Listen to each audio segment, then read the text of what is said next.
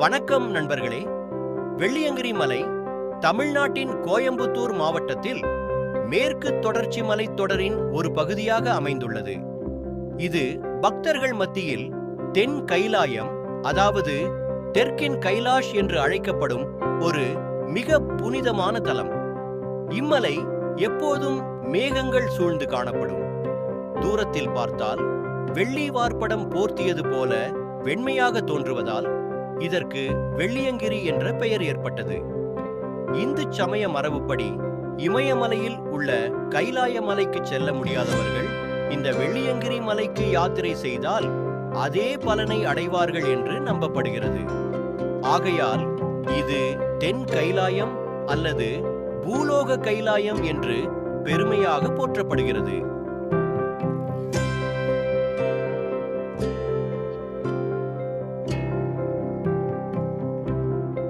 புராணங்களின்படி வெள்ளியங்கிரி மலையுடன் தொடர்புடைய ஒரு மிக முக்கியமான கதை பேசப்படுகிறது.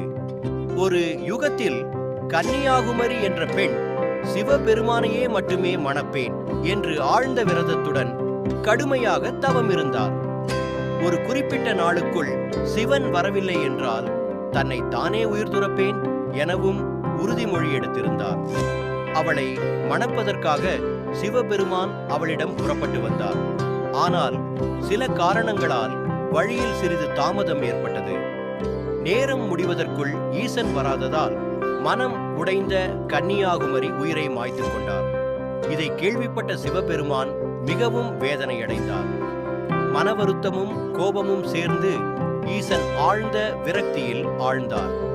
அந்த மனநிலையில் காடுகளையும் மலைகளையும் கடந்து இறுதியாக வெள்ளியங்கிரி மலையின் 7வது குன்றின் உச்சியில் வந்து அமர்ந்தார். அங்கே அவர் கண்களை மூடி நீண்ட தியானத்தில் ஆழ்ந்தார். சிவபெருமான் அமர்ந்து ஆனந்த தாண்டவம் ஆடிய இடமெல்லாம் கைலாயம் என போற்றப்பட்டது. அவ்வாறே ஈசன் வந்து தியானமிருந்த இந்த புனித இடமும் தென் கைலாயம் என்றே அழைக்கப்பட்டது.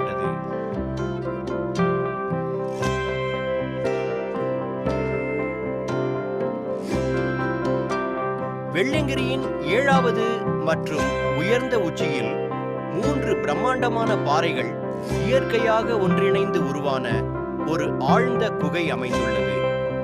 அந்த குகையின் உள்ளே மனித கையால் உருவாக்கப்படாத தானாக தோன்றிய சுயம்புலிங்கமாக சிவபெருமான் அருள் பாலிக்கிறார். இவர் பக்தர்கள் மத்தியில் வெள்ளியங்கிரி ஆண்டவர் என போற்றப்படுகிறார். இந்த மலையில் உள்ள 7 குன்றுகளும் மனித உடலில் உள்ள 7 யோக சக்கரங்களை மூலாதாரம் முதல் சகசிராரம் வரை பிரதிபலிப்பதாக ஆன்மீக சான்றோர்கள் கூறுகின்றனர்.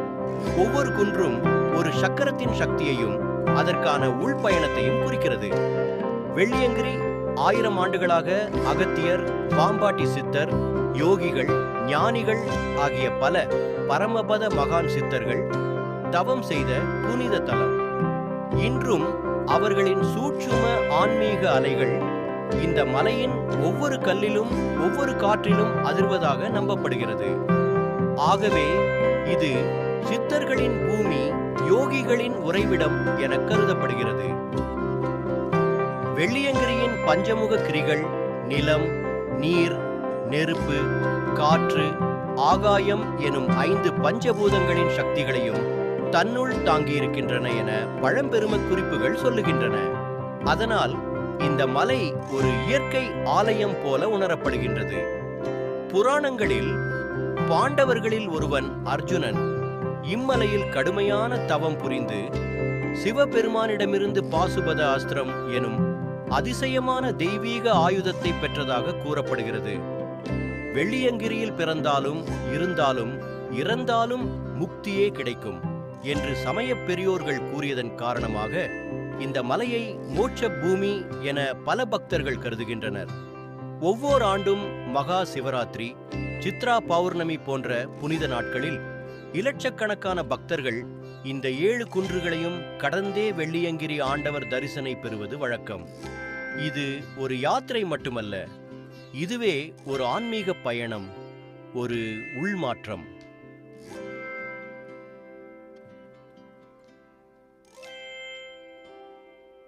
வெள்ளியங்கிரி யாத்திரைக்கு முதலில் நீங்கள் அடைய வேண்டிய முக்கிய நகரம் கோயம்புத்தூர். கோயம்புத்தூரை அடைந்தவுடன் உங்கள் அடுத்த இலக்கு பூண்டி கிராமம். வெள்ளியங்கிரிக்கு செல்லும் அனைத்து யாத்திரைகளும் இங்கிருந்துதான் ஆரம்பமாகின்றன.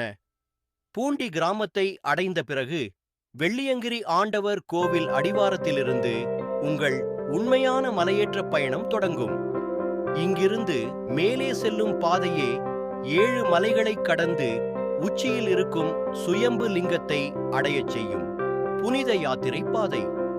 பூண்டி கோவிலுக்கு அருகில் அமைந்துள்ள மலையேற்ற பாயிண்ட், அதுதான் நடையாக ஏறத் தொடங்கும் இடம்.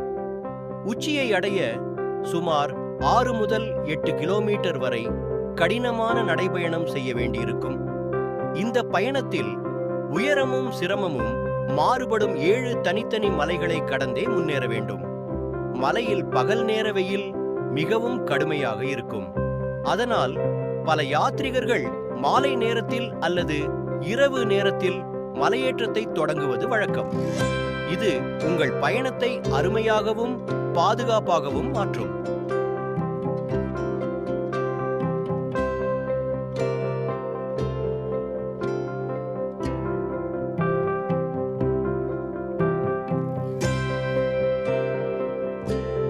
முதல் மலை யானை முகத்தான் மலை. அடிவாரத்திலிருந்து சுமார் 1.5 கிலோமீட்டர். இங்குதான் மலையேற்றத்தின் முதல் உண்மையான சவால் தொடங்குகிறது. செங்குத்தாக உயர்ந்து நிற்கும் பாறை படிகள், ஒவ்வொரு படியும் உங்கள் உடலின் சக்தியை சோதிக்கும். இந்த கடினமான பாதை இறுதியில் வெள்ளை விநாயகர் சன்னதிக்கு அழைத்து செல்கிறது. இங்கு விநாயகரை தரிசித்து தொடங்கும் இந்த யாத்திரை மனித உடலின் மூலாதார சக்கரத்தை போன்ற உங்கள் முதல் அடித்தள சக்தியை அமைக்கிறது. இரண்டாவது மலை சுமார் 2.5 கிலோமீட்டர் தூரம். சிறிது ஏறவும் சிறிது சாந்தமான சமதளமும் இரண்டின் கலவையாக இருக்கும் ஒரு இலகுவான பயணம். இந்த மலையின் இறுதியில் வரும் பாம்பாட்டி சுனை பாம்பாட்டி சித்தரின் ஆழ்ந்த தியான சக்தியை இன்றும் உணர்த்தும் இடமாக பேசப்படுகிறது. உடலில் உள்ள சுவாதிஷ்டான சக்கரத்தின் மெல்லிய ஜீவரசம் நிறைந்த ஸ்பந்தனத்தை இந்த பகுதி பிரதிபலிக்கிறது. மூன்றாவது மலை அடிவாரத்திலிருந்து சுமார் 3.5 கிலோமீட்டர். இங்கிருந்து தொடங்கும் இந்த பாழ்பட்ட பாறை நிலம், அதே வேளையில் இந்த கடினமான பயணம் அடுத்த அதிசயத்தை நோக்கி உங்களை அழைத்துச் செல்கிறது. கைத்தட்டி சுனை. இங்கே கையை தட்டினால் பாறைகளின் இடுக்குகளில் இருந்து தண்ணீர் சுரந்து வரும் என்ற ஒரு தொன்மையான நம்பிக்கை இன்னும் நடைமுறையிலே உள்ளது. இந்த மலை நம் உடலின் மணிப்பூரக சக்கரத்தைப் போல உள்ளார்ந்த சக்தி, உறுதி, மனதைரியம் எல்லாம் வெளிப்படும் இடமாக உணரப்படுகிறது. நான்காவது மலை திருநீறுமலை. சுமார் 4.5 கிலோமீட்டர் தொலைவு. கடினமான ஏற்றத்திற்கு பிறகு இந்த மலை ஒரு அமைதியான சமதளத்தை வழங்குகிறது. யாத்ரீகர்கள் சுவாசித்து ஓய்வு எடுக்கும் ஒரு நிம்மதியான பகுதி. இங்குதான் ஒட்டர் சித்தரின் சமாதி அமைந்துள்ளது. மண்ணே திருநீறு போல சாம்பல் நிறத்தில் தோன்றுவதால் இந்த மலைக்கு திருநீறு மலை என்ற பெயர் வந்தது. இதன் அமைதியான அதிர்வுகள் நம் உடலின் அநாகத சக்கரத்தின் கருணையும் நெகிழ்ச்சியும் உள்ளார்ந்த அமைதியையும் பிரதிபலிக்கின்றன. ஐந்தாவது மலை பீமன் களியுருண்டை மலை. சுமார் 5 கிலோமீட்டர் தூரம். இந்த மலையில் நுழையும் தருணமே மண்டலத்தின் தன்மை திடீரென மாறிவிடும். குளிர்ந்த காற்று முகத்தை மெதுவாக வருடும். மூச்சில் ஒரு புதிய தெளிவு, ஒரு இயற்கையான லேசான உணர்வு தோன்றும். இப்பகுதியில் அர்ஜுனன் தலைப்பாறை, சீதை வனம் போன்ற புராண சின்னங்கள் இருந்ததாக பழம்பெரும் நம்பிக்கைகள் கூறுகின்றன. இந்த மலை நம் உடலின் விசுத்தி சக்கரத்தைப் போல சுத்தமான காற்றின் ஆற்றலை உடலுக்கும் மனதுக்கும் சமமான அளவில் ஊட்டுகிறது. ஆறாவது மலை சுமார் 5.5 கிலோமீட்டர் அடைவிடம். இந்த மலைக்கு செல்லும் போது பாதையின் தன்மை மாறுகிறது. பெரும்பாலான இது இறக்கம், சில இடங்களில் மட்டுமே சிறிய ஏற்றங்கள். ஒரு சுவாச நிம்மதியை கொடுக்கும் பகுதி. இங்கே வரும் சேத்திழை கூகை, ஆண்டி சுனை, இவை 2 மிக பெரும் புனித இடங்கள். இந்த மலை நம் உடலின் ஆக்ஞை சக்கரத்துடன் தொடர்பான ஆழ்ந்த தியான சக்தியை வெளிப்படுத்துகிறது. உள்ளம் அமைதியாகவும் மனம் கூர்மையாகும். பயணம் அடுத்த புனித கட்டத்தை நோக்கி நகர்கிறது. 7வது மலை சுவாமி முடி. முழு யாத்திரையின் 6 முதல் 8 கிலோமீட்டர் கடினமான பயணத்திற்கு பிறகு நீங்கள் அடையும் இறுதி உயர்ந்த குன்று சுவாமி முடி. இது முழு பயணத்தின் அதிகம் சவாலான பகுதி. செங்குத்தான பாறைகள், மிரட்டும் ஏற்றங்கள், ஒரே தவறான படி கூட மிகுந்த ஆபத்து. ஆனால் இந்த கடினமான பாதை உங்களை மிக முக்கியமான இடத்துக்கு அழைத்துச் செல்கிறது. தோரணப்பாறை. அந்த இயற்கையாக உருவான குகைக்குள் புனிதமான சுயம்பு வெள்ளியங்கிரி ஆண்டவர் அருள் பாலிக்கிறார். அங்கே நிற்கும் தருணம் இந்த நீண்ட யாத்திரையின் உச்சி முடி மனதின் சகசிராரத்தின் திறப்பு போன்ற அனுபவம்.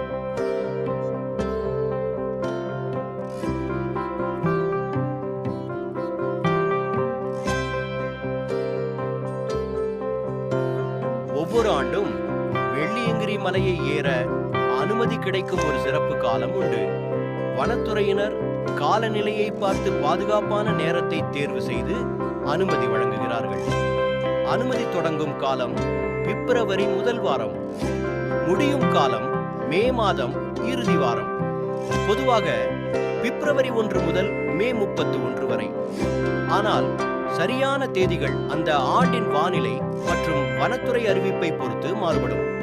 இதுவே பனிக்காலம் முடிந்து பருவமழை தொடங்குவதற்கு முன் இருக்கும் சீரான மிதமான காலநிலை. எனவே இதை வெள்ளியங்கிரி யாத்திரைக்கு மிகச் சிறந்த நேரம் என்று யாத்ரீகர்கள் கருதுகிறார்கள்.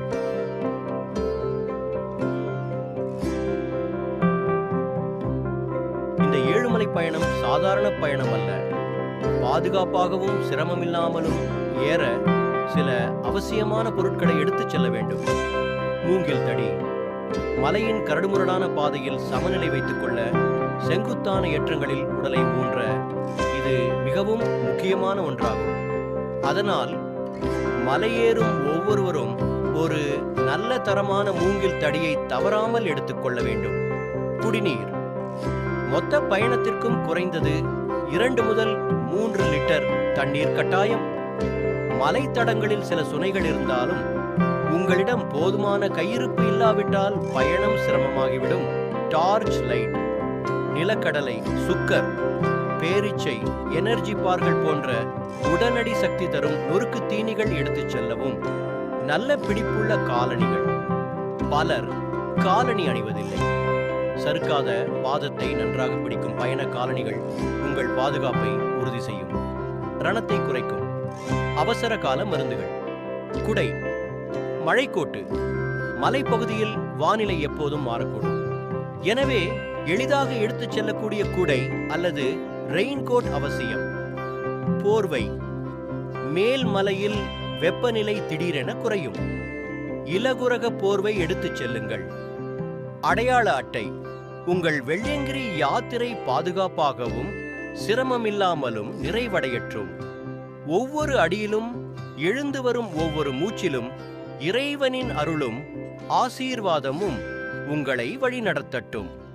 இந்த பயணம் உங்கள் உடலுக்கு வலிமையையும் உங்கள் மனதுக்கு அமைதியையும் உங்கள் உள்ளத்துக்கு ஒரு தெய்வீக அனுபவத்தையும் கொடுத்து சேர்க்கும். உங்கள் யாத்திரை நிச்சயம் அருள் நிறைந்த ஒன்று ஆகும். ஓம் நம சிவாய. ஓம் நம சிவாய.